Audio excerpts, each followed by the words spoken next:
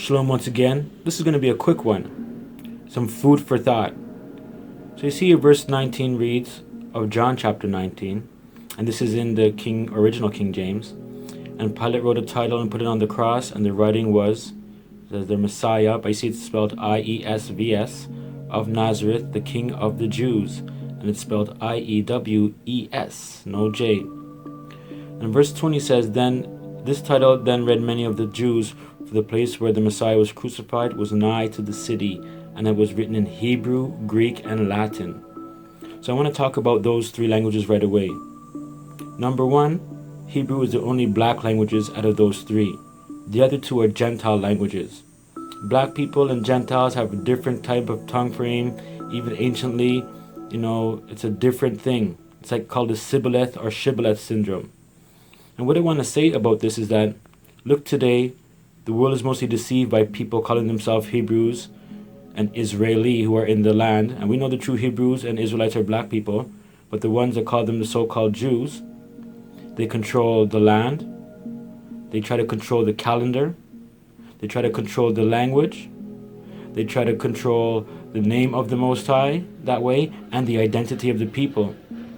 Yet we, connected to the Hebrew so bad, we're going to gravitate to whatever it might be. But I don't feel that this modern Hebrew that they're forwarding that says that there's no J is the real ancient black Hebrew. I think that these Gentiles have connected and linked up with the Greeks and the Latins to formulate this lie to say that the J sound never existed and to really put in their form of Hebrew amongst other different letters that they might use as well. And I believe that. These are Gentile languages. The Gentiles might not have a J sound, and it's hard for them, but black people have a J sound. All of the ancient black languages, Egyptian, Arabic, ancient Phoenician, and remember, Hebrew is the language of Canaan. So if you look in the scriptures in Ezekiel somewhere, it lets you know that Hebrew is the language of Canaan. The Canaanites spoke Hebrew as well.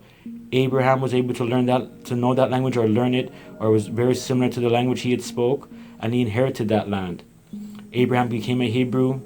Through the blessings and cursing of Shem, Ham, and Japheth, we see that Shem will dwell in the tents of Canaan. So that means they're going to inherit everything that's the Canaanites, their land. They took their language as well. But now when we look at things, it's flipped around. So I just wanted to say this again. Let's think about where languages come from and who's the real people who speak in these languages, and know that Hebrew is a black language, and it was spoken by the Canaanites, also so-called Phoenicians, and of course the Hebrew Israelites as well. Food for thought. Peace.